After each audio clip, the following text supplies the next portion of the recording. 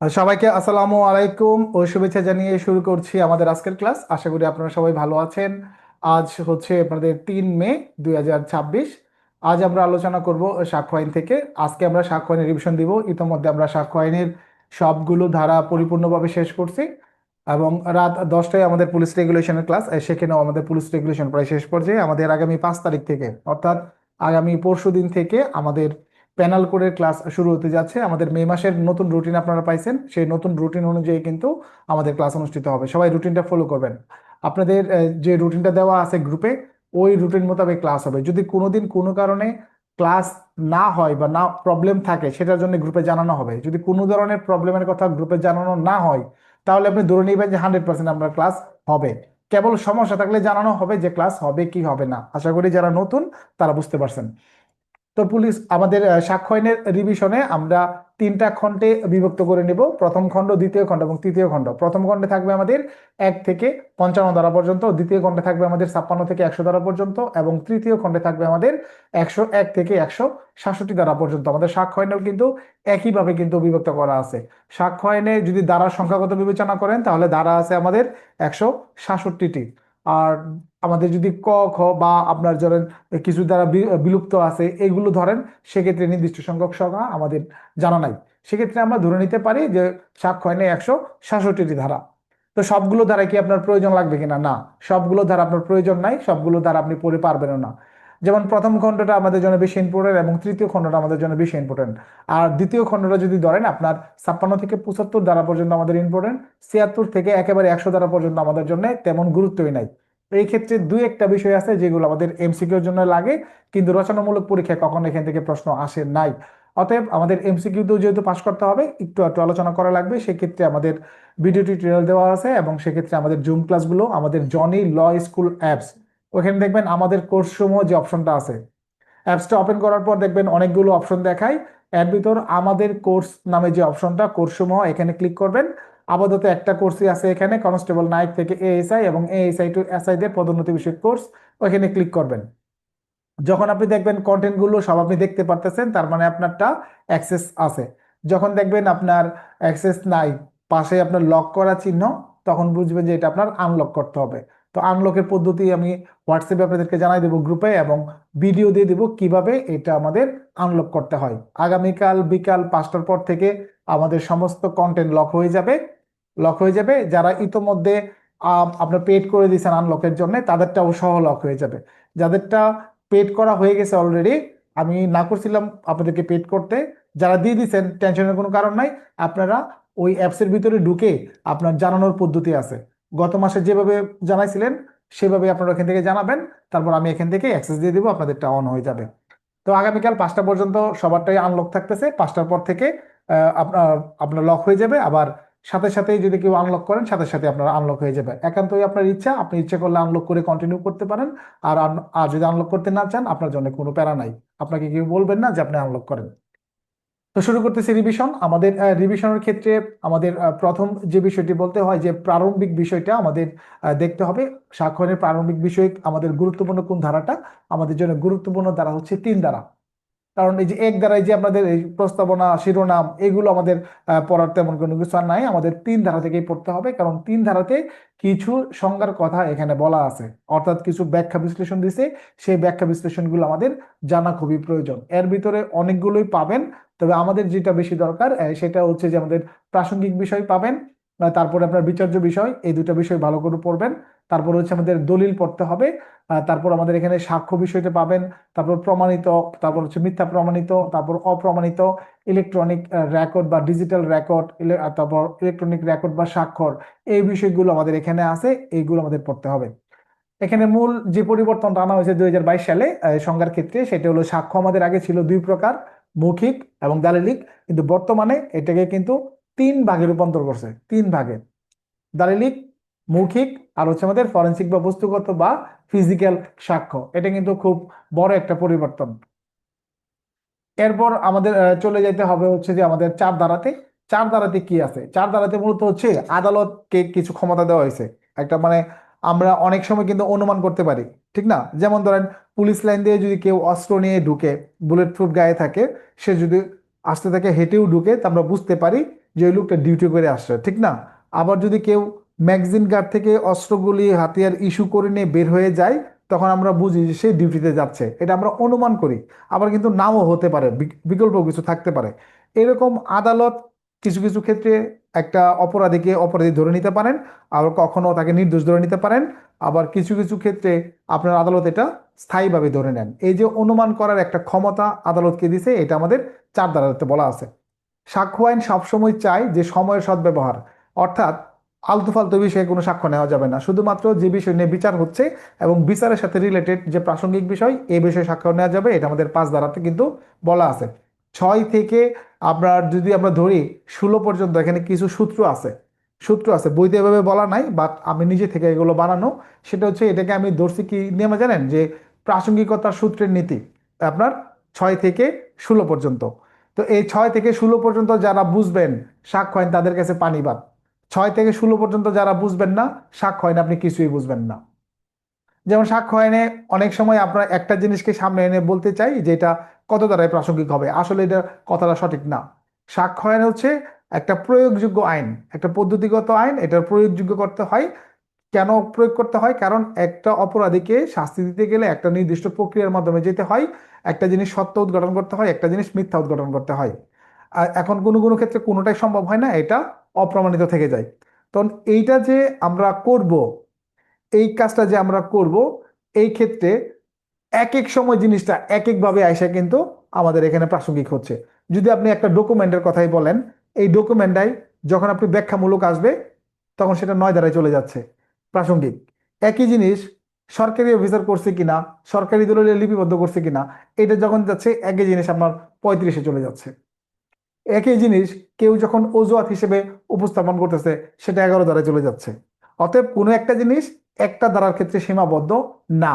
এই একই জিনিস ভিন্ন ভিন্ন ধারার ক্ষেত্রে ভিন্ন ভিন্ন ভাবে কিন্তু প্রাসঙ্গিক হয়।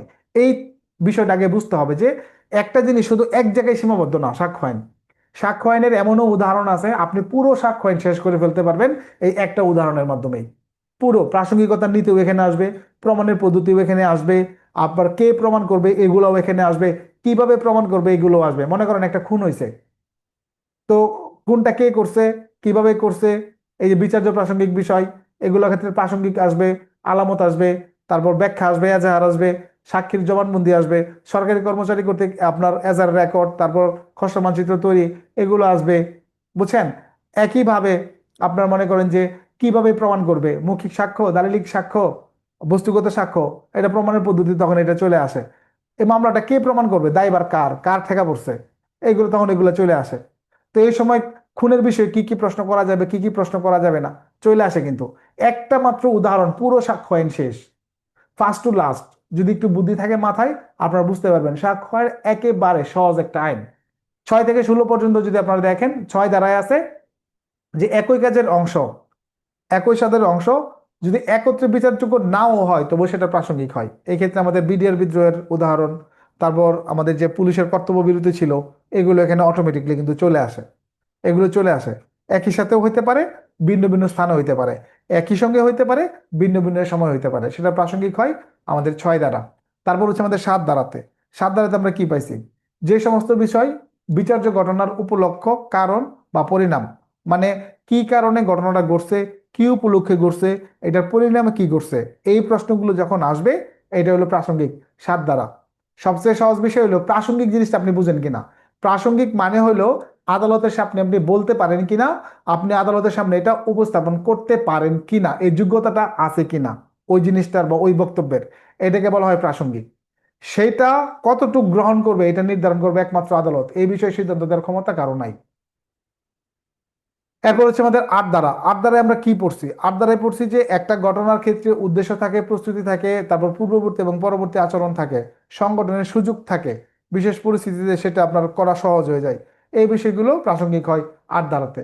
9 ধারাতে ইতিমধ্যে আমি বললাম আপনাদেরকে যে বিচার্য ঘটনা বা প্রাসঙ্গিক ঘটনার ব্যাখ্যা বা উপস্থাপনের জন্য যে জিনিসটা আবশ্যক হয়, এটা আদালতে প্রাসঙ্গিক হয় 9 ধারাতে। 10 ধারাতে একদম সহজ, যেখানে আমাদের স্পষ্ট এবং ক্লিয়ার ভাবে বলা আছে ষড়যন্ত্রকারীদের কথা ও কাজের জন্য আপনার অন্যরাও কিন্তু অভিযুক্ত হবে। অর্থাৎ একই উদ্দেশ্য নিয়ে যে ষড়যন্ত্রকারীরা থাকে তাদের একজনের কথা বা কাজ অন্যজনের ক্ষেত্রে অটোমেটিকলি কিন্তু প্রাসঙ্গিক হয়ে যাবে। তার মানে প্ল্যান করবে 10 জন, 10 জনই অভিযুক্ত হবে, হয়তোবা ধরা খাইছে একজন, বাকি 9 জন সহ ধরা খাবে। এই যে থিওরিটা, এই থিওরিটা কাজ করবে আমাদের মূলত হচ্ছে আপনার 10 ধারা থেকে। 11 ধারা তারপর অনেক কিছু নাই, আপনারা আমার চাইতে ভালো জানেন। আর সাক্ষ্য আইন যারা টুকটাক পড়ে, 11 ধারা বুঝেন এমন কোনো লোক নাই, ঠিক না? আসামির অজুহাত ঘটনাস্থলে ছিল না এটা দাবি করে, ঠিক না? এটা আপনার দাবি করে, ঠিক না? এটা কত আমাদের 11 ধারাতে। তো 11 ধারাতে কিন্তু এই বিষয়টা রয়েছে যে প্রাসঙ্গিক ঘটনার যে আপনার কখন অপ্রাসঙ্গিক হয়, আবার অপ্রাসঙ্গিক ঘটনা কখন সেটা আপনার প্রাসঙ্গিক হয়, এই বিষয়গুলো কিন্তু আমাদের এই রয়েছে কত ধারাতে? 11 ধারাতে। এরপর হচ্ছে আমাদের 12 ধারা। 12 ধারা কিন্তু মোটামুটি দেখা গেছে যে আমাদের খুব বেশি একটা কাজে লাগে না, তবে এটা আমাদের কিন্তু পড়তে হয়। যেমন কি ক্ষতির পরিমাণ নির্ধারণে যে সমস্ত বিষয় আপনার প্রাসঙ্গিক হয়। আপনার ধরেন একটা জিনিস ক্ষতি হইলো, কিভাবে এটা কিভাবে আপনার হবে, এই কত টাকার ক্ষতি হয়েছে আদালত বুঝবে কিভাবে, কি দেখে বুঝবে? কি দেখে বুঝবে? এই যে জিনিসটা যেটা আদালতকে সহায়তা করে যে হুজুর এই মোবাইলটা ভেঙে উনি 50,000 টাকা ক্ষতি করছে, তো এই 50,000 যে হয়েছে এটা আদালত কি দেখে বুঝবে? এটার মার্কেট প্রাইস, এটা কি ক্ষতি হয়েছে এইটা দেখে। তার মানে এই যে জিনিসগুলো আপনার সহায়তা করে ক্ষতির পরিমাণ নির্ধারণে, এই বিষয়গুলো আদালতে প্রাসঙ্গিক। ঠিক আছে, এটা হলো আমাদের 12 ধারা। আর একই রকম শুনতে বা জানতে চরিত্রর ক্ষেত্রে যেটা আসবে ক্ষতির পরিমাণে, চরিত্র যখন গুরুত্ব বহন করবে তখন সেটা আমাদের চলে যাবে কোথায়? 55 ধারাতে। চলে আসে আমাদের 13 ধারা। যখন কোনো অধিকার বা প্রথা নিয়ে প্রশ্ন উঠবে তখন মূলত হচ্ছে একজন ব্যক্তির বক্তব্য ছাড়া যত কিছু আছে সব কিছু প্রাসঙ্গিক হবে আমাদের কত ধারাতে? 13 ধারাতে। এই ক্ষেত্রে আমাদের কিন্তু সাক্ষ্য আইনের 48 ধারাতে, ঠিক না? মেসেজ দিয়েন, ঠিক আছে কিনা? 48 ধারাতে যেটা আছে যে সেম জিনিসটা আমাদের একটা 48-এও আছে, ঠিক না? যে আপনার যেটা অধিকার এবং প্রথার বিষয়ে যখন আপনার কারো মতামত প্রাসঙ্গিক হয় সেটা 48 ধারা। এবং এদিকে বলতেছে যে মতামত ছাড়া আর যত কিছু আছে সব প্রাসঙ্গিক হবে আমাদের 13 ধারাতে। এরপর রয়েছে আমাদের 14 ধারা। এখন অপরাধী যে অপরাধ করে তার যে আপনার অ্যাগ্রেসিভনেস, তার যে অ্যাটাকিং, তার যে হচ্ছে যে হঠকারিতা, তার ইচ্ছাকৃত সে উইলিংলি কাজটা করছে কিনা, এই সমস্ত বিষয় যে প্রকাশ করে যেসব কাজের মাধ্যমে এগুলো প্রাসঙ্গিক হয় কত ধারায়? 14 ধারায়। তারপর 15 ধারায় বলতেছে এখানে কি সে চালাকি করলো নাকি জিনিসটা অ্যাক্সিডেন্টলি করলো, অ্যাক্সিডেন্টালি। হ্যাঁ, তো এই যে জিনিসটা যেটা কি আপনার অ্যাক্সিডেন্টালি হয়ে গেছে মানে হঠাৎ করে হয়ে গেছে অনিচ্ছাকৃতভাবে, নাকি এটা আপনার প্রি প্ল্যানিং, এই যে বিষয়গুলো প্রাসঙ্গিক হবে আদালতে 15 ধারাতে। এরপর হচ্ছে 16, আমাদের তেমন একটা কাজে লাগে না, তারপরেও জানি যে আমাদের একটা ব্যবসার ক্ষেত্রে যে কোনো রীতির অস্তিত্ব ক্ষেত্রে প্রাসঙ্গিক হয় আমাদের 16 ধারাতে। এখানে ব্যবসার রীতি বোঝানো হইলেও শুধুমাত্র ব্যবসার ক্ষেত্রে এটা সীমাবদ্ধ থাকবে না, এটা আমাদের দৈনন্দিন জীবনের ক্ষেত্রেও এটা প্রযোজ্য হবে। অর্থাৎ কোনো একটা বিষয় কোনো ধরনের অভিযোগ ছাড়াই দীর্ঘদিন যাবত চলে আসতেছে মানে এটা ধরে নিতে হবে যেটা স্বাভাবিক প্রক্রিয়ার মাধ্যমেই চলমান আছে। এখানে যদি হঠাৎ করে কোনো কিছু না জানানো হয় 2 মাস পরে এসে বলবেন যে ভাই আপনি আমার টাকা দেন নাই, আপনি আমার দুধ দেন নাই, অমুক তারিখের পত্রিকা দেন নাই, এটা বলা যাবে না। নিয়মিত যদি কোনো আমার কাছে রিসিভ কপি আসতে থাকে আমি ধরে নিব যে আপনি এটা রিসিভ করছেন। যেমন আমি একটা ডাক পাঠাইলাম, যদি কেউ এটা এখন স্বাক্ষর থাকে, সিগনেচার থাকে, সিল থাকে, আমি ধরে নিব যে আপনি এটা রিসিভ করছেন, ঠিক না? রিসিভ করছেন। এটার বিকল্প হতে পারে যে কেউ কেউ আমারটা হয়তো বা নকলও করছে। যারা এই বুলেটের গতিতে অতি ফাস্ট, আপনার বুঝতে সমস্যা হচ্ছে বা ব্রেনে ঢুকতেছে না, খালি শুনেন। স্লো মোশনে দেখতে হলে পিছনে ক্লাস দেওয়া আছে, ভিডিও ক্লাসও দেওয়া আছে, জুম ক্লাসের রেকর্ডিংও দেওয়া আছে মাস অনুযায়ী। ওইখান থেকে আপনাকে স্লো মোশনটা দেখে নিতে হবে। কোনো প্রশ্ন করার এই ক্লাসে আপাতত কোনো সুযোগ থাকতেছে না, যেহেতু এটা আপনার একদিনের ফুল কোর্স রিভিশন। তারপর হচ্ছে আমাদের স্বীকৃতি। স্বীকৃতি হচ্ছে আগে ছিল দুই ভাবে হইতো, যেমন মৌখিকভাবে বা লিখিতভাবে। এখন নতুন করে আবার একটা যুক্ত হয়েছে কি? ডিজিটাল ভাবে। কিভাবে? ডিজিটাল ভাবে। ডিজিটাল ভাবে কিরকম? আপনি ফেসবুকে পোস্ট করতে পারেন। এই অনেকে ফেসবুকে পোস্ট করে না, গট ম্যারেজ বা এঙ্গেজ বা এই যে বিয়ে করলাম, র্যাঙ্ক লাগাইলাম, এরকম পোস্ট করে না? এগুলো কি? এগুলো কিন্তু একটা স্বীকৃতি। মানে বিয়ে করে যে ছবি ছাড়লো তার মানে কি বোঝাইলো? সে সে বিয়ে করছে। তার মানে যে ছবিটা আমরা দেখতেছি এটা আমাদের ভাবি, ঠিক না? স্বীকৃতি পেয়ে গেলাম। কাবির নামা কি আপনি দেখছেন? দেখেন নাই, কিন্তু তার পোস্ট তো আপনি দেখছেন, তার স্বীকৃতি ফেসবুকের মাধ্যমে দেখছেন, ঠিক না? তো এটা হলো কি স্বীকৃতি। তো দুই ভাবে করা যায়, মৌখিকভাবে, সরি, তিন ভাবে, মৌখিকভাবে, লিখিতভাবে, আরেকটা হচ্ছে কি, আরেকটা হচ্ছে আমাদের ডিজিটাল ভাবে। তো এটা স্বীকৃতি। স্বীকৃতি কে করতে পারে কে করতে পারে না, এটা আমার 18 ধারায় বলা আছে, সংজ্ঞার ক্ষেত্রে 17 ধারায় বলা আছে। এখন যারা স্বীকৃতি একটু কম বুঝতে চান বা প্রেশার নিতে চান না, এই যে 19 থেকে 23 পর্যন্ত আছে, আপনি ইচ্ছে করলে স্কিপ করতে পারেন, যে আপনি এটা বাদ দিয়ে পড়বেন, কারণ এই জায়গাটা একটু কঠিন। তবে বুঝলে সহজ, না বুঝলে কঠিন। কিরকম? 19-এ আপনার বলা আছে যে আপনার মামলার পক্ষের সাথে সম্পর্ক, এটা আপনার প্রমাণ করতে হবে। যার পক্ষের কথা বলা হবে এখানে। দেখা গেছে যে আমি বলতেছি যে একজনকে দায়িত্ব দিছে তুমি ভাড়া উঠাইবা, সে ভাড়া উঠাইছে, সে উঠায় আমাকে দেওয়ার কথা কিন্তু আমাকে দিচ্ছে না। আমি যখন তার নামে মামলা করলাম, সে যখন বলতেছে ভাড়াটিয়াই তো আমাকে ভাড়া দেয় না, আমি আপনাকে ভাড়া করতে দিব, তাহলে এখন কিন্তু ভাড়াটিয়াকে এখানে জড়িত করা হইলো। তাহলে এখন ভাড়াটিয়া যেটা বলবে এটা কিন্তু এখানে একটা বিশাল ফ্যাক্ট। ভাড়াটিয়া যদি বলে যে আমার সমস্যা, দিতে পারতেছি না, তাহলে কিন্তু আমি যার বিরুদ্ধে মামলা করছি তার কোনো সমস্যা নাই। আবার যদি সে বলে না, ম্যানেজার তো আমার কাছ থেকে ভাড়া নিয়ে গেছে, ম্যানেজার তো আমার কাছ থেকে ভাড়া নিয়ে গেছে, সে তো আপনাকে দেয় না, এটা আপনি ম্যানেজারে ধরেন, তাহলে এবার কিন্তু ম্যানেজার ফাইসে গেছে। এটা হচ্ছে আমাদের এই আমাদের 19 দ্বারা। তারপর হচ্ছে 20 দ্বারা। আমরা অনেক সময় দেখা গেছে যে একটা জিনিস কিনি, তারপর বলি যে আরে ভাই এটা বিক্রি করে ফেলবো, টাকার দরকার, কত বেচবেন? আর এটা আমি কি বলবো, রাজু অর্জুন ওরা আমার কেনার সময় ছিল, ওরা জিজ্ঞেস করো, ওরা যেটা বলবে এটাই দিও, এর বেশি দেওয়া লাগবে না। এখন এই যে এই দুজনকে আমি সাথে ধরলাম, এই যে তারা যেটা বলবে সেটাই। এখন যদি অর্জুন বলে 1 লাখ টাকা দাম, তাহলে আমার এই জিনিসের দাম 1 লাখ টাকাই। যদি আমি 1 লাখ বেশি কিনি, কোনো লাভ নাই, কারণ কি, আমি তো অর্জুনের উপর নির্ভরশীল হয়েছি। তাহলে অর্জুনের স্বীকৃতি এখন যেটা বলবে সেটাই। এটা হলো আমাদের 20 দ্বারাতে। তারপরে আমাদের 21 দ্বারা। আমরা জানি সবসময় যে কোনো ব্যক্তি যদি স্বীকৃতি দেয়, মানে কোনো অপরাধ দুঃস্বীকার করে, সবসময় সেটা তার বিরুদ্ধে ব্যবহার করা হয়, ঠিক না?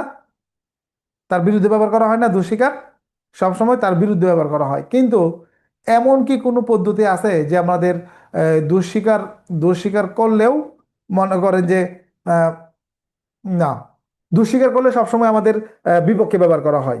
কিন্তু আমি যদি কখনো বলি যে আমি নির্দোষ বা এইটা করছে ওইটা করছে, এরকম কোনো কিছু কি আমার পক্ষে আসে কিনা, আমার পক্ষে আসে কিনা, না, সাধারণভাবে আদালত এটা আমার পক্ষে নেয় না।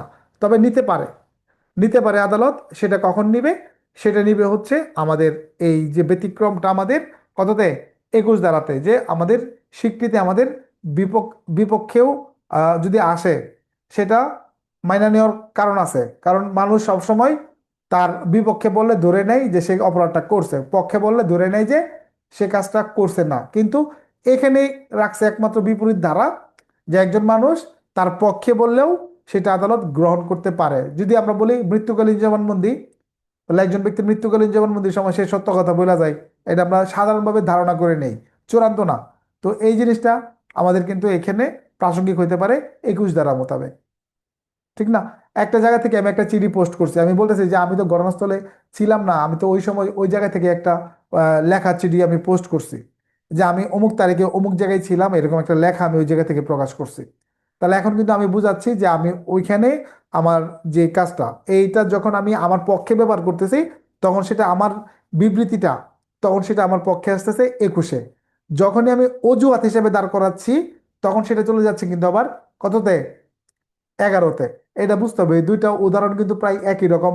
আমিও ঠিক এতটা ভালো বুঝি না এই উদাহরণগুলো, মানে নিজেরই প্যাচ লেগে যায়, বুঝছেন? দেখবেন যে একদম মাথা গাড়িয়ে ফেলবে, যে আপনার কাছে মনে হবে যে 11 কিন্তু আসলে 21, আপনার কাছে মনে হবে যে আসলে 21 আসলে 11। এখন ঘটনা হয়েছে, এটা আপনি কিভাবে পার্থক্য করবেন? খুব বেশি পণ্ডিত হওয়ার দরকার নাই, মনে করেন আমি এত ভালো বুঝি না। সহজ পদ্ধতি হইলো, যখন কোনো প্রশ্নের ভিতরে দেখবেন যে অজুহাতকে ইন্ডিকেট করতেছে, তখন আপনি বুঝে নেবেন যে এটা 11 দ্বারা অবস্থানকে বোঝাচ্ছে, তখন বুঝবেন যে এটা আপনার এ কে বোঝাচ্ছে, ওই আপনার 11-কে। আর যখন আপনি দেখবেন কোনো ধরনের ডকুমেন্টকে বোঝাচ্ছে অজুহাতের পক্ষে, মানে নিজের বিবৃতির পক্ষে, এখানে আপনার কোনো স্থানের কথা বলতেছে, যে ওখান থেকে এটা পোস্ট করা হয়েছে, লেখা হয়েছে, এরকম কিছু বোঝাচ্ছে, তাহলে সেটা আমাদের কোথায় যায়, আমাদের 21 দ্বারাতে যায়। এই পার্থক্যটুকু যদি আমরা বুঝতে পারি, তাহলে এনাফ। কারণ এখান থেকে আমাদের প্রশ্নই আসবে কি, উদাহরণ। পার্থক্য আমাদের প্রশ্নই আসবে উদাহরণ নিয়ে, আর কিছু না। ধারা 22, যে দলিলের অন্তর্ভুক্ত বিষয় সম্পর্কে মৌখিক স্বীকৃতি যখন প্রাসঙ্গিক হয়, আমাদের জন্য তেমন গুরুত্বপূর্ণ না, কারণ আমাদের দালিলিক যে দলিল সংক্রান্ত যে বিষয়গুলো এগুলো আমাদের দেওয়ানি মামলার ক্ষেত্রে প্রযোজ্য, এখানে তেমন একটা গুরুত্ব রাখে না। তারপরেও আমরা এটা পড়ছি যে দলিলের অন্তর্ভুক্ত বিষয় সম্পর্কে মৌখিক স্বীকৃতি প্রাসঙ্গিক হয়। সেটা কখন? যখন এটার অকৃত্রিমতা সম্পর্কে প্রশ্ন ওঠে, আপনার এটা জাল করা হয়েছে কিনা, করা হয়েছে না ইত্যাদি ক্ষেত্রে, তখন আপনার এই মৌখিক জবানবন্দিগুলো নেওয়া হয়। 22 কতে আছে ডিজিটাল রেকর্ডের বিষয়বস্তু সম্পর্কে মৌখিক স্বীকৃতি যখন আপনার প্রাসঙ্গিক হয়, সেই একইভাবে যে এই যে ডিজিটাল রেকর্ড আমার আইডি হ্যাং হয়েছে বা এ হয়েছে হে হয়েছে এরকম কথা বিষয়ে যারা জানে তাদেরকে নিয়ে এসে জবানবন্দি নিতে হয়। অকৃত্রিমতা নিয়ে যখন প্রশ্ন ওঠে তখন এগুলো প্রাসঙ্গিক হয়। দেওয়ানি মামলার স্বীকৃতি আপনার সাধারণত আমাদের ব্যবহার করা হয় ধারা 23, এটুকুই। আর 24 থেকে 30 ধারা পর্যন্ত আছে আমাদের কি নিয়ে আছে? স্বীকারোক্তি নিয়ে। 24 থেকে 30 পর্যন্ত কি নিয়ে আছে? স্বীকারোক্তি নিয়ে। ঠিক আছে, তো এখানে তো বোঝানোর কিছু নয়, মোটামুটি ভালোই পারেন আপনারা। তো 31-এ কি আছে? 31-এ আছে হচ্ছে আমাদের স্বীকৃতি চূড়ান্ত প্রমাণ না, তবে কি করে? প্রমাণে প্রতিবন্ধ সৃষ্টি করে, তার মানে বাধা সৃষ্টি করে। দেখা গেছে যে একটা জিনিস আমার প্রমাণ করার কথা, কিন্তু এখন দেখা গেছে যে এই আপনার ইয়ের কারণে, কিসের কারণে? ওই স্বীকৃতির কারণে এখন এটা আপনাকে প্রমাণ করতে হবে, মানে চেঞ্জ হয়ে যায়, দায়িত্ব চেঞ্জ হয়ে যায়। এই জিনিসটা আমাদের 31-এ। অনেকেই স্বীকারোক্তি প্রত্যাহারের ক্ষেত্রে আমি দেখছি 31 যারা ইউজ করে, আসলে এটা সঠিক পদ্ধতি না। স্বীকারোক্তি প্রত্যাহারের সুনির্দিষ্ট কোনো আইন নাই, সুনির্দিষ্ট কোনো ধারা নাই। একমাত্র ফৌজদারি কার্যবিধির 342 ধারাতে আপনার এখানে একটা সিস্টেম আছে যে আসামিকে আপনার বিচারক জিজ্ঞেস করেন যে আপনার প্রতি কোনো ধরনের অবিচার করা হয়েছে কিনা। এরকম ক্ষেত্রে যখন জিজ্ঞেস করা হয় বা এইটা বলে সরি, এভাবে জিজ্ঞেস করতে পারেন যে আসামির আপনার কি কিছু বলার আছে কিনা, তখন আসামি তার বক্তব্য বলতে পারে। ওই সময় বক্তব্য শুনে যদি মনে হয় যে অবিচার করা হয়েছে, সেই ক্ষেত্রে আপনার স্বীকারোক্তি প্রত্যাহার করতে পারে আদালত।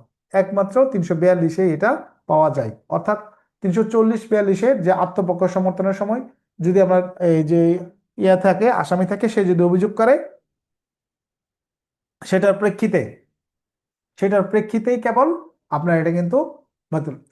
আচ্ছা, না 24 দেওয়া যাবে না। 24 হচ্ছে যে স্বীকারোক্তি প্রত্যাহারের ক্ষেত্রে আদালত বিবেচনা করবে যে এই ঘটনাগুলো 24-এর ঘটনাটা ঘটছে কিনা, আপনার ঘটছে কিনা। তখন আপনার 24টা হলো বিবেচনায় নেওয়ার ক্ষেত্রে আদালত দেখবে যে তাকে আঘাত করা হয়েছে কিনা, তাকে প্রলোভন দেখানো হয়েছে কিনা, ইত্যাদি ইত্যাদি ইত্যাদি। তখন তিনি 24-এর বিষয়টা দেখবেন যে এটা আছে কিনা। ওই 24-এর সূত্র ধরে তিনি প্রত্যাহার করবেন, কিন্তু আদালতের ক্ষমতা ওই যে 342 যে আত্মপক্ষ সমর্থনের সময় আসামিকে জিজ্ঞেস করা হয়, তখন না, নির্দিষ্ট কোনো সময়ও নাই, নির্দিষ্ট কোনো এও নাই, কোনো আইন কেউ দেখাইতে পারবেন না যে স্বীকারোক্তি দেওয়ার পর প্রত্যাহারের পদ্ধতি যদি কোনো আইনে দেখাইতে পারেন আমার বললেন। কোনো জায়গায় নাই, অনেকে আমি গবেষণা করছি, খুঁজে পাইছি না। আমি যেটা বলছি, গুগলে সার্চ দিলে বা এআই এর জিজ্ঞেস করলেও আপনাকে দেখাই দিবে যে আত্মপক্ষ সমর্থনের সময় কেবল একটা সুযোগ থাকে, ওইটা মূলেই স্বীকারোক্তি আদালত বাতিল করতে পারে। আদালতের অনেক ধরনের ক্ষমতা আছে না, আছে কিনা? আদালতের ক্ষমতা আছে, সবকিছুই তো আপনার এখানে উল্লেখ করা থাকে না।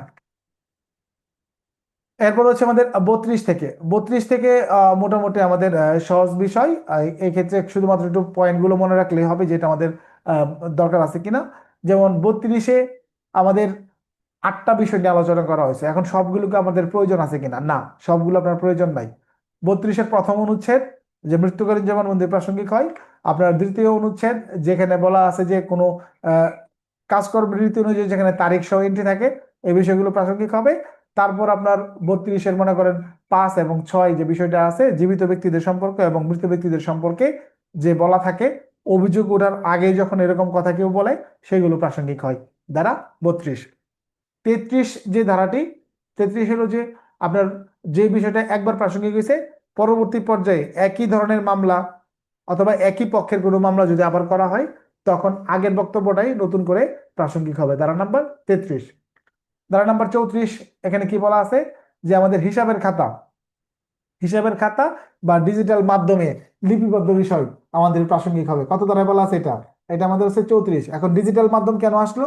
যে এখন তো বাকি যদি আমরা খাই অনেক সময়, যদি ডিজিটাল রেকর্ডে আসে, এটা আমাদের প্রাসঙ্গিক হবে। যদি এখন দোকানদার সফটওয়্যারে আছে, যদিও সফটওয়্যারে বাকি দেয় না, যেমন স্বপ্নতে মিনা বাজারে গিয়ে আপনি বাকিতে বাজার করতে পারবেন, দিবে আপনারে স্বপ্নতে রিসম্যান বা আপনার ওই যে ইজি ফ্যাশন শোরুমে গিয়ে বাকিতে মার্কেট করতে পারবেন?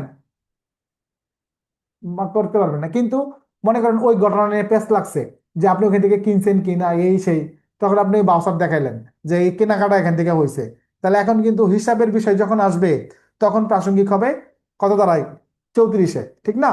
34-এ এইটা দ্বারা যখন আপনি ব্যাখ্যা দিবেন তখন সেটা চলে যাবে আমাদের 9 দাঁড়াতে, তাই না? তো এরকম কিন্তু একটা জিনিস ভিন্ন ভিন্ন জায়গায় কিন্তু চলে যায়। আচ্ছা, এই ডকুমেন্টটা দোকান থেকে যে বাসটা নিয়েছেন এই ডকুমেন্টটা সরকারি না বেসরকারি দলিল? বেসরকারি দলিল। এটা আবার চলে যাবে আমাদের 75-এ। 75-এ কিন্তু আবার প্রাসঙ্গিক বলা যাবে না, 74-এ কিন্তু প্রাসঙ্গিক বলা যাবে না। এটা কি ধরনের দলিল এটা প্রমাণ করে 74 75, বুঝতে পারছেন? জানি বুঝতে পারেন আপনারা সবাই, শুধু ক্লাস চলাকালীন সময়, ক্লাসের পরে আর কিছুই বুঝেন না, ঠিক না? কি ঠিক কইছে কিনা? এটাই কিন্তু মেন রূপ, যে স্যার আপনি যখন পড়ান, আপনি যখন বলেন সবই ইজি লাগে, সব মনে হয় যে সব পারি, কিন্তু আপনার পড়ানো শেষ, ক্লাস থেকে বেরোই, ফেসবুক নিয়ে ঢুকি, আর একটু পরে সব ভুলে যাই, ঠিক না? তখন দেখি স্যার পরিমণি কয়টায় ফোন পাইলো, ঠিক না? তারপর সালমান খান কই গেল, এইগুলা স্যার তখন মাথায় ঢুকে, তখন আর পড়ালেখা ঢুকে না, ঠিক না? ওকে। এরপর হলো 35-এর বিষয়টা কি, যে কর্তব্য সম্পাদনকালে সরকারি দলিলে যে লিপিবদ্ধ বিষয় সেইগুলো প্রাসঙ্গিক। এখন ধরেন সরকারি দলিল বলতে কি, সরকারি কর্মচারী তার দায়িত্বর অংশ হিসেবে যা যা লিখবেন সবই সরকারি দলিল, ঠিক না? যা যা লিখবেন সবই সরকারি দলিল। ওইখানে তিনি সরকারি কাজের অংশ হিসেবে যা লিখবেন এটাই প্রাসঙ্গিক, ধারা নাম্বার 35। এরপর হলো ধারা নাম্বার 36। আমাদের যারা এক্সপার্ট থাকবেন, সরকারের যারা অভিজ্ঞ ব্যক্তি, তারা যে ধরনের চার্ট করবেন, মানচিত্র করবেন, পরিকল্পনা করবেন, এইগুলো যখন প্রকাশিত হবে, এগুলো যখন বাজারে বিক্রির উদ্দেশ্যেও অনেক সময় ছাড়া হয়, সেইগুলো প্রাসঙ্গিক হবে আমাদের 36-এ, ঠিক না? যেমন ধরেন আমাদের অপরাধ ম্যাপ, আপনাদের যে উপজেলার ম্যাপ, তারপর আমাদের ইউনিয়ন পরিষদের ম্যাপ, আপনার এলাকার যে মাঠ পর্চার, যে জমি মাপে না আমিনরা, দেখছেন নাকি জীবনে কেউ দেখছেন? মনে হইতেছে কেউ দেখেন নাই। দেখেন না, একটা ম্যাপের মতো নিয়ে যা, এগুলার কিন্তু আলাদা দাম আছে। এগুলা আমাদের হচ্ছে আপনার 1 ইঞ্চি সমান সমান কত, 1 মাইল নাকি? 1 ইঞ্চি সমান সমান 1 মাইল মনে হয়, 1 মাইল না, 1 মাইল। তো এইভাবে কিন্তু ওইটা কিন্তু স্ট্যান্ডার্ড করে দেওয়া আছে। আর দারোগা সাহেব যে খসড়া মানচিত্র করে, আগা নাই মাথা নাই, ঠ্যাং টুং বা একদম গরম রাইখা এক একজন এক একভাবে করে। কারো কারো খসড়া মানচিত্র দেখবেন অনেক সুন্দর হয়, আবার কারো কারো খসড়া মানচিত্র দেখবেন যে কাওয়া ঠ্যাং বগা ঠ্যাং মতো হয়ে রয়েছে, ঠিক না? ক খ গ ঘ উম দিয়ে খালি দিয়ে গেট গেট। অনেক সময় মনে করেন যে আপনার খালি বুঝাইতে পারলেই হয়েছে যে এটা অমুকের ঘর বসত ঘর বিটা মিটা, কিন্তু খসড়া মানচিত্র অনেকভাবে সুন্দরভাবে কিন্তু করা যায়। কিন্তু এত করার সময় কই? এক দারোগার কাছে মামলা থেকে 30টা 40টা 20টা, ঠিক না? সময় আছে দারোগা সাহেবের, আবার এর ভিতর ওয়ারেন্ট ডিউটি, আর তারপর কিলো ডিউটি, সাক্ষী দেওয়া, ছুটি। ছুটি তো এটা খুব কঠিন বিষয়, সাব ইন্সপেক্টর বিশেষ করে, এএসআই পর্যন্ত একটু সহজ হলেও সাব ইন্সপেক্টরের ছুটি কিন্তু খুব কঠিন। আর যদি মার্ডার মামলার আয়ু হয়, ছুটি দিব এসপি স্যারে, তোমার কি আসামি ধরছো, ভিকটিম উদ্ধার করছো, সরি ওই আলামত উদ্ধার করছো, নাহলে নাই ডাকাতি মামলা মালামাল উদ্ধার হয়েছে, নাহলে ছুটি তো আপনি চাইতে পারবেন না। হ্যাঁ, আমাদের হচ্ছে 37, যে আইন এবং বিজ্ঞপ্তিতে প্রকাশ করে যেগুলো, এগুলো প্রাসঙ্গিক হয় ভবিষ্যতে। কিরকম? ট্রেনের ভিতর লেখা থাকে না, শিকলটা নিবেন না, টানলে 200 টাকা জরিমানা, ঠিক না? যারা ট্রেনে গেছেন সবারই কিন্তু জীবনে একবার হলেও টানতে মন চাইছে, কিন্তু টানেন নাই, ঠিক না? তারপরে আপনার দেখা গেছে যে অনেক ধরনের লেখা থাকে যেখানে প্রস্রাব করিবেন না, করলে 50 টাকা জরিমানা। এই যে বিজ্ঞপ্তিগুলো করা হয়, আমাদের আইনের গেজেট করা হয়, এইগুলোর মাধ্যমে বোঝানো হয় যে আপনি এই বিষয়গুলো জানেন। কোনো কিছু গ্যাজেটের মাধ্যমে যখন প্রকাশিত হয়, ধরে নেওয়া হয় যে আপনি জানেন। আপনি জানেন না এটা বলা যাবে না, এটা বলা যাবে না। এটা আপনার কি হবে, প্রাসঙ্গিক হবে। তার মানে যখন আপনি বলবেন, হাই আল্লাহ স্যার আমি তো জানি না স্যার, এনে প্রস্তাব করলে 50টা জরিমানা, নো, এই যে এখানে বিজ্ঞপ্তি দেওয়া আছে, আপনি জানলেন না, এটা আপনার ব্যর্থতা। আপনি বলবেন স্যার এটা তো আমি জানি না, এই আইন আবার কবে পাশ হলো, আপনি কেন জানলেন না, এটা আপনার ব্যর্থতা। রাষ্ট্রের নাগরিক হিসেবে এটা আপনি জানবেন, এটা আর কি। ওই যে কিছুদিন আগে বলতে 2 বছর তো এগুলো প্রায় না, ওই যে জুলাই আগস্ট, তো ওই সময় আমাদের জুন জুলাই জারি হয়েছে না, কারফিউ, সরকারি বিজ্ঞাপন মাইকিং করছে। আপনি যদি ঘর থেকে বাইরে কারফিউ নাও মানেন, তখন আপনাকে যখন বিশেষ ক্ষমতা আইনের 24-এর 2-এ জরিমানা করবে, তখন আপনি বললেন আমি তো স্যার এগুলো জানি না। আরে জানেন না, কোন দেশের নাগরিক আপনি জানেন না? তার মানে ওই যে তখন কিন্তু এই 37-এ কিন্তু আপনি ব্যাকআপ পাবেন না, তখন রাষ্ট্রপক্ষ 37-এ ব্যাকআপ নিবে, যে এটা জানানো হয়েছে মানে আপনি জানেন। এই 37-এ তখন আদালতে উপস্থাপন করবে। ধারা নাম্বার 38, আইনগঞ্জের অন্তর্ভুক্ত ডিএলআর ইত্যাদি বিভিন্ন যে আছে, এইগুলো যখন থাকবে এগুলো প্রাসঙ্গিক হবে ধারা নাম্বার 38-এ, যখন এগুলো প্রাসঙ্গিক দরকার হয় আর কি। তারপর হচ্ছে ধারা নাম্বার 39, যে একটা দেখা গেছে যে কথোপকথন মানে কথাবার্তা, দলিল, বই পুস্তক, তারপর দেখা গেছে যে পত্র, বিশাল বড়, অনেক বড়, বা অনেকগুলো পেজ। এখন আপনার তো সবটা দরকার নাই, ঠিক না? সবটা দরকার আছে, যতটুকু দরকার ততটুকু প্রাসঙ্গিক। যেমন গাজীপুরের সাবেক মেয়র জাহাঙ্গীর আলম, আমার নামের নাম ছিলেন তো, তো উনি কিন্তু আপনার শেখ মুজিবুর রহমানের নিয়ে কিন্তু প্রায় 30 মিনিট কথা বলেছিল এক নেতার সাথে, আওয়ামী লীগের। ওইখানে কিন্তু শেখ মুজিবুর সম্পর্কে আপনার ভালো ভালো কথা বললেও একটা জায়গায় গিয়ে কিন্তু সে খারাপ কথা বলছে। এই যে যুদ্ধের যে মানুষ মারার যে সংখ্যাটা, শেখ মুজিবুর এনে কিন্তু খারাপ কথা বলছে। বলার পরে শেখ হাসিনা কিন্তু বাকি 29 মিনিট কিন্তু কাউন্ট করছে না, ঠিক না? 29 মিনিট যে প্রশংসা করছে এটা কিন্তু তিনি আমলে নেন নাই। তার বাপের নিয়ে যে 1 মিনিট খারাপ কথা বলছে, এটার জন্য কিন্তু তারে বহিষ্কার করছে, মেয়রগিরি গেছে, সব গেছে, গেছে না? গেছে কিনা? ওই মনে আছে নি ঘটনা আপনাদের মনে আছে যে অডিওতে বলছিল যে মোবাইল ফোনে আরেক নেতার সাথে ফাঁস হয়েছিল যে? তাহলে শেখ হাসিনার কিন্তু পুরো 29 মিনিট দরকার হয় নাই, ওনার দরকার হয়েছে তার বাপের নিয়ে যে 1 মিনিট কথা বলছে। এই যে 1 মিনিট যে কথা বললো খারাপ কথা, তাহলে এইটাই কিন্তু তিনি মাইন্ড করছে।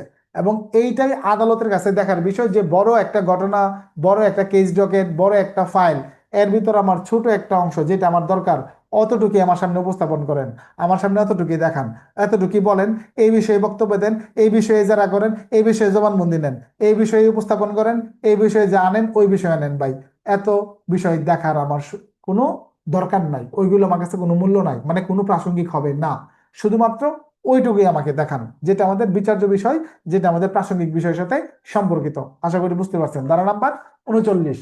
তারপর হলো আমাদের ধারা নাম্বার 40, দ্বিতীয় মামলা বিচার নিষিদ্ধ করার জন্য আমাদের হচ্ছে পূর্ববর্তী মামলার রায় আপনার এক্ষেত্রে প্রাসঙ্গিক হয়।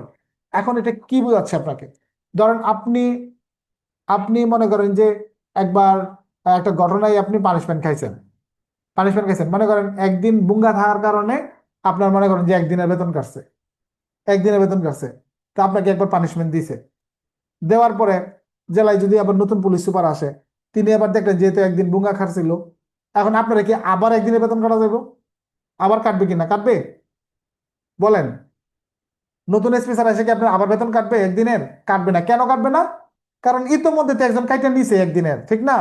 আপনি নিজেই তো বলবেন স্যার এটা তো একবার আমার পানিশমেন্ট দিচ্ছেন স্যার, তাহলে আবার আবার কেন? ওই মেয়া তোমার আগে কি এর পানিশমেন্ট দিছি? তোমার কাছে কোনো প্রমাণ আছে? জি স্যার আছে, এই যে দেন স্যার, এই মাসে আমার বেতন একদিনের কম দিছে। তার মানে আপনি একটা প্রমাণ দেখাইলেন আগে যে আপনি পানিশমেন্ট খাইছেন, ঠিক না? এইরকম 40 ধারার বিষয়টা এরকম যে নতুন করে আগের ধারার বিচার হবে না, কারণ এটার জন্য তো আগে আপনার একটা পানিশমেন্ট অথবা আপনি খালাস পাইছেন, যে কোনো একটাই হোক, এটা আপনি দেখাইতে পারেন আর কি। এটা হলো আমাদের 40 ধারা। বলতেছে 41, 41-এ কি? 41-এ বলতেছে প্রবেট হয়, এখতিয়ার হয়, আবার দেখা গেছে যে কোনো আদালতের থেকে একটা প্রকাশিত আদেশ হয়, এই বিষয়গুলো সার্বিকভাবে কার্যকর হয়। এখন প্রবেট জিনিসটা তো বুঝেন না, বুঝেন কি? অনেকেই বুঝেন না, ঠিক না? প্রবেট প্রবেট বিষয়টা হইলো, ধরেন আপনার আব্বা একটা ওসিয়তনামা দলিল করে গেল, ওসিয়তনামা দলিল করে গেল যে আমার মৃত্যুর পর আমার সন্তান অমুক, যেটা আমরা সিনেমায় আগে দেখতাম, ঠিক না? যে বাবা ছোটবেলায় উইল করে থেকে গেছে, নায়ক জানতোই না, তারা সে গরিব, অনেক কষ্ট করে বড় হয়েছে, যেই বড় হয়েছে এই মনে করেন বাসার পিয়ন বা আইনজীবী একটা দলিল নিয়ে আসে যে তোমার আব্বা তো অমুক ইন্ডাস্ট্রির মালিক ছিল, তোমার নামে একটা উইল করে গেছিল, তোমার যেদিন 25 বছর বয়স হইব এই দিন তুমি এই দিন থেকে এই ফ্যাক্টরির মালিক হইবা। এরকম সিনেমায় ঘটনা দেখছেন না? অ্যাভেলেবেল দেখছেন। তো এটা যখন নিয়ে আসে ওই ডকুমেন্টটা, ওই ডকুমেন্ট আনলে কিন্তু সে এটার মালিক হবে না। এটার জন্য আদালত থেকে কিন্তু আবার ওই উইলটাকে কার্যকর করার জন্য একটা আদেশ করাইতে হয়। ওই আদেশটার নামই হচ্ছে প্রবেট। এইটা যখন আসে তখন এটা কার্যকর হয়, সামগ্রিকভাবে সবার জন্য কার্যকর হবে। একজনের বিয়ে, এটা আপনার বৈধ না অবৈধ, যদি আদালত থেকে স্বীকৃতি দেয়, সারা সমাজ সারা রাষ্ট্রের কাছে এটা কিন্তু মাইনে নিতে কিন্তু আমরা বাধ্য। যদি কাউকে কোনো আদালত থেকে দেউলিয়া ঘোষণা করে, আমরা কিন্তু সেটা কিন্তু মানতে বাধ্য, ঠিক না? মানতে কি বাধ্য না? আমরা এটা মানতে বাধ্য। ধারা কত? ধারা 41। এই পর্যন্ত আপনাদের পড়তে হবে। এখানে 42, 43 বা 42, ক মনে থাকতে পারে। এই বিষয় যে আছে 42 না, 43 আছে, 44 আছে, এইগুলো আমাদের দরকার নাই, এতটা দরকার নাই। এরপর আমাদের 45 থেকে পড়তে হবে মোটামুটি অনেকগুলো, 45 থেকে একেবারে 75 পর্যন্ত সবগুলো আমাদের মোটামুটি পড়তে হবে। তো 45-এ আমাদের বিশেষজ্ঞ যে অভিমত, বিশেষজ্ঞের অভিমত, বিশেষজ্ঞ বলতে কি বোঝান? এখানে দেখবেন অনেকগুলো টপিক দেওয়া আছে 45 ধারাতে, যে এইসব বিষয়ে যারা বিশেষভাবে অভিজ্ঞ এবং তাদের মতামতকে আদালত কর্তৃক স্বীকৃত দেওয়া আছে, তাদের যখন মতামতটা আসবে সেগুলো প্রাসঙ্গিক হবে ধারা নাম্বার 45-এ। এখন এই 45-এর যে বিষয়গুলো, এইগুলোর ক্ষেত্রে আমাদের যে নতুন এক ধরনের সাক্ষ্য প্রমাণ, সাক্ষ্য পাওয়া গেছে, আমাদের যে ফিজিক্যাল বা ফরেনসিক এই সকল বিষয়ে তাদের যে অভিমত, এটাও কিন্তু 45 কতে বলতেছে যে তারা যখন এই ধরনের অভিমত দিল, 45-এ অভিমত দিল, সেক্ষেত্রে তাদেরকে কিন্তু সরাসরি নিয়ে এসে কিন্তু জিজ্ঞাসাবাদ করা যাবে না। তাদেরকে আনতে হলে অবশ্যই আদালতের অনুমোদন সাপেক্ষে তাদেরকে কিন্তু নিয়ে আসতে হবে সাক্ষী। এরকম না যে আপনার একজনের সাথে বিশেষজ্ঞের ভালো পরিচয় আছে, আপনি তারা নিয়ে আসলেন ব্যক্তিগতভাবে যে আপনি একটু চলেন, আপনি আদালতে গিয়ে সাক্ষী দিলে আমাদের জন্য উপকার হয়, এটা বলা যাবে না। তাদেরকে ডাকবে কে? আদালত। তাদেরকে কে ডাকবে? আদালত। এবং এই যে বিশেষজ্ঞ ব্যক্তি যাদেরকে রাখা হয়েছে, তাদের কাজটাই হইলো আপনার আদালতকে বিভিন্ন তর্কিত বিষয়ে আপনার সুনির্দিষ্ট মতামত দিয়ে সহায়তা করা, সুনির্দিষ্ট মতামত দিয়ে সহায়তা করা। তাদেরকে রাখাই হয়েছে কিন্তু এই কারণে, রাষ্ট্র তাদেরকে টাকা পয়সা এদের পিছনে খরচই করে হচ্ছে যে ক্রিটিক্যাল বিষয়ে তারা সিদ্ধান্ত দিবে, এক্সপার্ট, ঠিক না? নাহলে তাদের কাজ কি বলেন? পোস্টমর্টেম করে লাশের কোনো উপকার হয়? পোস্টমর্টেম রিপোর্ট করলে, কোবাকুবি করে কাটামাটি করলে আত্মীয় স্বজনের কোনো উপকার হয়? হয় না, বরং স্যার অনেকে মানতে চায় না, ঠিক না? কিন্তু তাহলে কেন করবে তারা? নাকি তাদের এটা করতেই হইব এরকম কোনো? তাদের কাজটা হইলো একটা রিপোর্ট দিবে তারা, এইটাতে যেন ন্যায় বিচার প্রতিষ্ঠিত হয়, ঠিক না?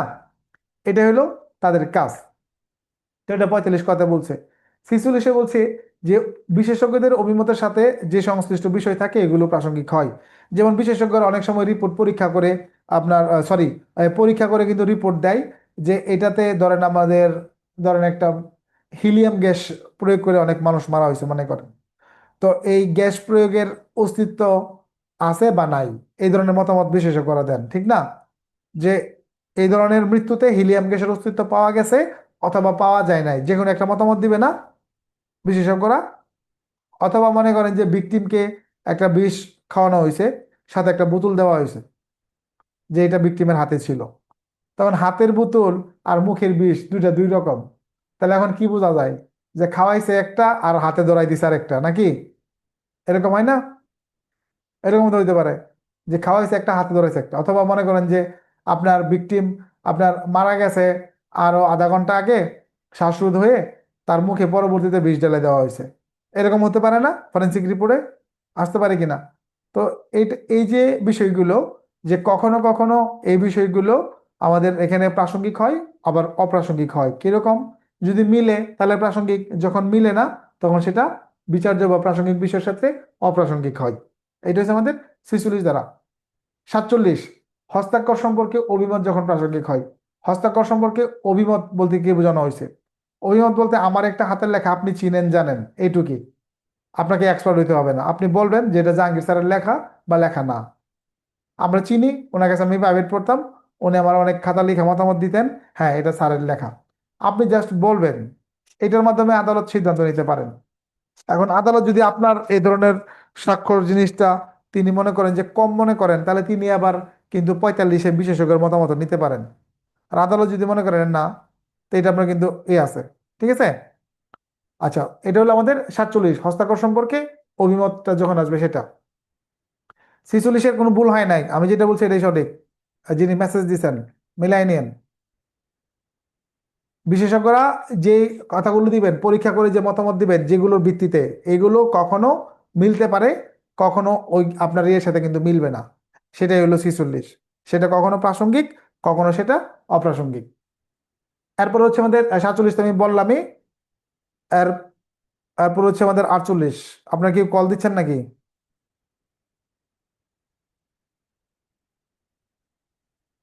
আচ্ছা, এরপর হচ্ছে আমাদের 48। 48 কি? 48-এর আগে আরেকটা আছে 47 ক। ডিজিটাল স্বাক্ষর অভিমত এক্ষেত্রে প্রাসঙ্গিক হবে কার? এটা একদম সহজ, এটা যদি কেউ না বুঝেন তাহলে একদম আপনি বোকা। যেমন ডিজিটাল এক স্বাক্ষর যে বিষয়টা আছে, এই ডিজিটাল স্বাক্ষরটা আপনার কার, এটা নিয়ে যদি কোনো অভিযোগ উত্থাপিত হয়, তাহলে এই ক্ষেত্রে যারা আমাদের কর্তৃপক্ষ আছে, যারা কর্তৃপক্ষ আছে সেই কর্তৃপক্ষই কিন্তু এই ক্ষেত্রে একটা আপনার কিন্তু রিপোর্ট দিতে পারেন কর্তৃপক্ষ, যে এটা কার, এই সার্টিফিকেটটা কার, এই ডিজিটাল রেকর্ডটা কার, এই ডিজিটাল সার্টিফিকেটটা কার, এটা যে আমার আইডি থেকে পোস্ট করা হয়েছে, প্লাস হচ্ছে যে এটা যে আমারই মনে করেন যে আমার ওয়েবসাইট থেকে পোস্ট হয়েছে বা আমার অ্যাপসের থেকে এটা রিলিজ হয়েছে, এই জিনিসটা যদি আমি অস্বীকার করি, সেক্ষেত্রে এটার আসলে প্রকৃতপক্ষে কি ঘটছে এই মতামত দিতে পারেন কারা? এটা দিতে পারেন আমাদের যারা প্রত্যয়ন করার মতন যে আমাদের ক্ষমতা আছে, সেই ক্ষমতা যে কর্তৃপক্ষের আছে তারা। বাংলাদেশের ক্ষেত্রে কারা? বিটিআরসি। কারা? আমাদের যে বিটিআরসি তারা, তাই না? যেমন আপনার ফেসবুক আইডি হ্যাক হয়েছে নাকি আপনি পোস্ট করে বলতেছেন হ্যাক হয়েছে, এটা বোঝা যাবে কিভাবে? কারো ধারণা আছে এটা? এটা বোঝা যাবে যে আপনার ডিভাইসের যে ম্যাক অ্যাড্রেস আছে, ম্যাক অ্যাড্রেস এবং এইটার সাথে যে আইপি অ্যাড্রেস আছে, যে ইন্টারনেট প্রোটোকল মানে আইপি, এইটার যে সমন্বয়টা একই লোকেশন কিনা, একই লোকেশন কিনা, এটা থেকে বোঝা যাবে যে এটা আপনার মোবাইল থেকেই আপনার নেটওয়ার্ক ইউজ করে পোস্ট করা হয়েছে। আর যদি আইডি হ্যাক করা হয়, হয়তো আপনার আইডি, বাট আপনার আইডি বাট যেই ইন্টারনেট ব্যবস্থাটা ইউজ করা হবে সেটা অন্য কোনো ইন্টারনেট, তখন এটা কিন্তু ফরেনসিক রিপোর্টে কিন্তু আসবে যে স্বাভাবিকভাবেই এই নেটওয়ার্কের আওতায় এটা ব্যবহার হয়েছে, কিন্তু এখন ইন্টারনেট প্রোটোকল অ্যাড্রেসটা পাওয়া গেছে এইটা, যার লোকেশন মনে করেন গোপালগঞ্জ, আর যে ব্যক্তির আইডি সে হয়েছে ময়মনসিংহ। তাহলে এক ব্যক্তি একটা ডিভাইসে লগ ইন করে সে ময়মনসিংহ আছে, তার ওই একই ডিভাইস একই আইডি থেকে যদি গোপালগঞ্জ থেকে পোস্ট করে, স্বাভাবিকভাবে গোপালগঞ্জ থেকে ওই ব্যক্তি পোস্ট করে নাই, তার মানে গোপালগঞ্জের গোপালগঞ্জের যে ব্যক্তি তিনি এটা হ্যাক করে ছাড়ছে, ঠিক না? এই রিপোর্ট কি আপনার আমি দিতে পারবো? পারবো নাকি বলেন? আছে? আমাদের কেউ এ বিষয়ে মতামত দেওয়ার কোনো দক্ষতা আছে? নাই। দক্ষতা থাকলেও আপনার আমি যত বড় পুলিশ কর্মকর্তা হই, আমাদেরটা আদালত কর্তৃক স্বীকৃত না।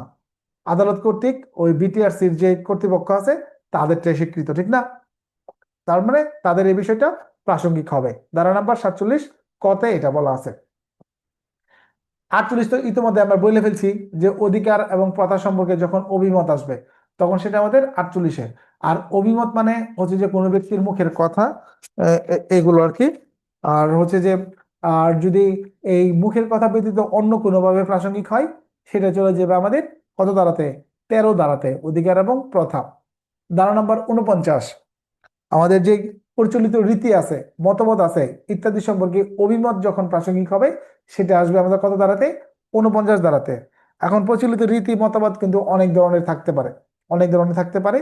এইসব সম্পর্কে যারা যথেষ্ট পরিমাণ জ্ঞান রাখেন, আমরা যাদেরকে বুজুর্গ ব্যক্তি বলি, কি ব্যক্তি বলি না যে বুজুর্গ ব্যক্তি, জ্ঞানী ব্যক্তি, যা এই বিষয়ে তারা অনেক কিছুই জানেন। হ্যাঁ, তো ওনারা যে আছেন, ওনারা যে বিষয়টা বলবেন যে একটা রীতি এটা সমাজে আছে কিনা, আর তারপর আপনার এই ধরনের কোনো প্রশ্ন উঠলে তারা যে ব্যাখ্যাটা দিবেন, এইটা আদালতের প্রাসঙ্গিক হবে। এখন যে ক্ষেত্রে বিশেষজ্ঞদের রিপোর্ট প্রয়োজন 100%, তখন কিন্তু এগুলোর কোনো খাওয়া নাই। যেমন ধরেন একটা দলিলের স্বাক্ষর নিয়ে যখন কোনো কমপ্লেন উঠে, জাল করা হয়েছে, আপনি মুখে বলতে পারেন 47-এ যেটা ওনার স্বাক্ষর বা ওনার লেখা, আদালত এটা সন্তুষ্ট প্রকাশ না করলে আদালত কিন্তু 45 ধারা মোতাবেক বিশেষজ্ঞের একটা রিপোর্ট নিতে পারেন। তাহলে 47-এ কারো মুখের বলা আর 45-এ বিশেষজ্ঞের রিপোর্ট, কোনটার মূল্য বেশি হবে? কোনটা?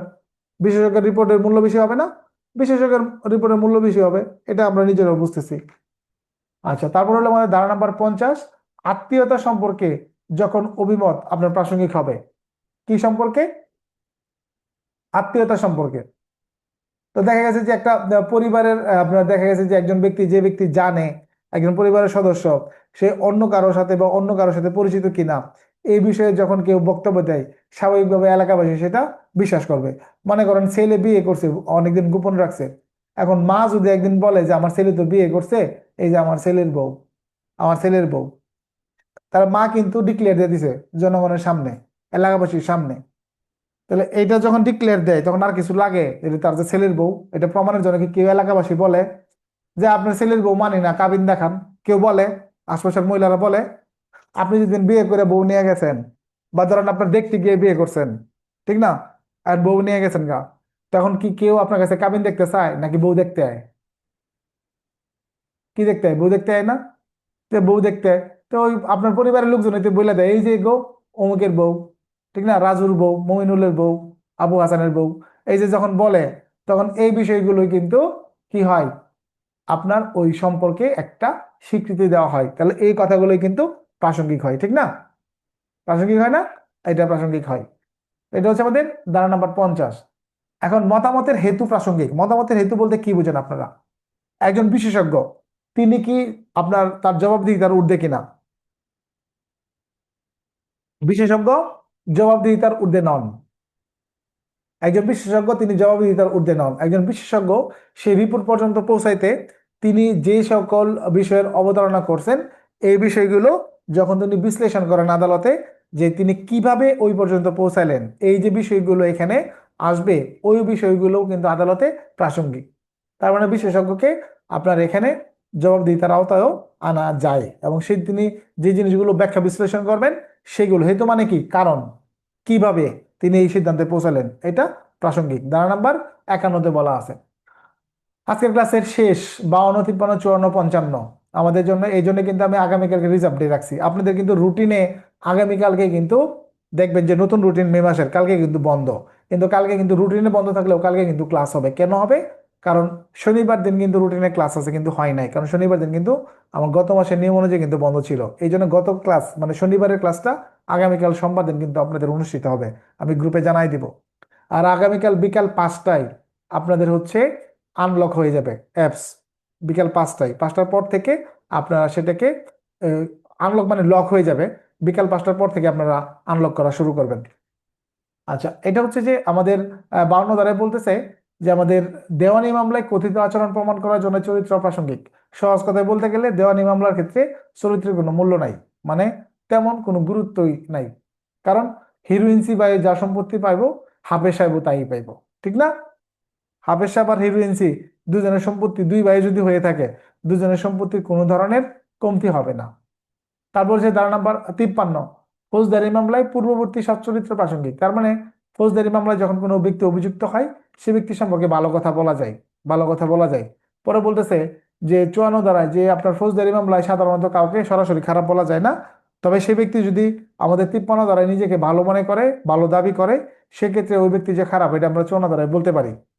তবে 54 ধারায় একটা ব্যাখ্যা দিয়ে দিছে যে একজন ব্যক্তিকে সরাসরি খারাপ বলা যাবে যখন ওই ব্যক্তির খারাপ চরিত্রটাই বিচার্য বিষয়। তার মানে কেউ খুন করছে কিনা, কেউ ডাকাতি করছে কিনা, কেউ দর্শন করছে কিনা, চুরি করছে কিনা, এই ধরনের মামলায় যদি কেউ জড়িত হয়, তাহলে ওরে চোর ডাকাত কয়েই কিন্তু শুরু করা যাবে, কোনো সমস্যা নাই। বুঝছেন বিষয়টা? কিন্তু সাধারণ ঘটনায় আপনি একজনকে চোর বইলা, ডাকাত বইলা, এগুলা বইলা শুরু করা যায় না। এটাই হলো আমাদের 54 ধারার বিষয়। 55 ধারা ইতিমধ্যে আমরা পড়ে ফেলছি যে ক্ষতিপূরণ নির্ণয়ে চরিত্রের গুরুত্ব।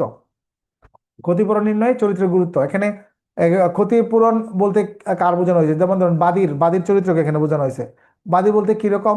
যে আপনার দেখা গেছে যে আপনার যমুনা গ্রুপের মালিক যদি একটা মানহানির মামলা করে, তার ক্ষতির পরিমাণ নির্ণয়ে তার চরিত্রটা এখানে গুরুত্ব বহন করবে। তিনি নিশ্চয়ই আপনার 5 লাখ, 10 লাখ বা 1 কোটি টাকার জন্য মামলা করবেন না। তিনি করবেন? তিনি কত টাকার জন্য মামলা করবেন? 100 কোটি, 50 কোটি, 20 কোটি, তো 50 কোটি এরকম টাকার মামলা করবেন, ঠিক না? যে তার এত টাকার ক্ষতি হয়েছে বা আরো বেশি। আর আপনি আমি যদি মামলা করি, আমরা যদি 2 কোটি টাকা ক্ষতিপূরণ চাই, তাহলে মানুষ হাসবো, হে বেটা বেতন পায় না 30,000, আবার দাবি করতেছে 2 কোটি টাকার ক্ষতি হয়েছে, তো পেনশনই তো পাবি না, সারা বছর চাকরি করে, সারা 40 বছর চাকরি করে 50 লাখ, তার আবার 2 কোটি টাকা ক্ষতি হয় কেমনে? কইবো না আপনার বন্ধু, আপনার কইবো না এমনে? এবার তোর কি ক্ষতি করছে, তুই 2 কোটি টাকা দাবি করতেছস, তুই তো 2 কোটি টাকা পেনশনই পাইতি না। কইবো না? কইবো কিনা? বা ব্যাসমিটি তো কইবো যে, বা আদালতে তো আপনার বলতে পারে যে আপনার এমন চাকরির কি ক্ষতি করে লাইছে যে আপনার 2 কোটি টাকার ক্ষতি হয়ে গেছে, ঠিক না? তো এটা কিন্তু স্ট্যাটাস বহন করে যে কার কিরকম স্ট্যাটাস, এটাই বলে চরিত্র। এখানে স্ট্যাটাস মানে চরিত্রকে বোঝানো হয়েছে। চরিত্র মানে খালি যে সে লম্পট বা সে একদম ফেরেস্তা, এই জিনিসটাই চরিত্র না। চরিত্র সবকিছু মিলেই বোঝানো হয়। তো এই 55 পর্যন্তই আমাদের থাক, একদিনে বেশি চাপ দিলে আবার হবে না। আমি পারতাম এই 1 ঘন্টাতে শেষ করতে পারতাম, তবে সেটা হয়তো আরো অনেক বুলেট গতিতে। দেখা গেছে যে কিছু বুঝতেন না, এখন একটু একটু মোটামুটি ব্যাখ্যা দিয়ে দিছি যাতে একটু হইলেও বুঝতে পারেন। এই জন্য কিন্তু আমি 5 তারিখে প্যানেল কোডের ক্লাস ঘোষণা দিছি, আর এই জন্য 4 তারিখটা আমি রিজার্ভে রাখছি। তো ধন্যবাদ। আবার 10টা থেকে আপনারা পুলিশ রেগুলেশন ক্লাসে যুক্ত হতে পারেন। আল্লাহ হাফেজ।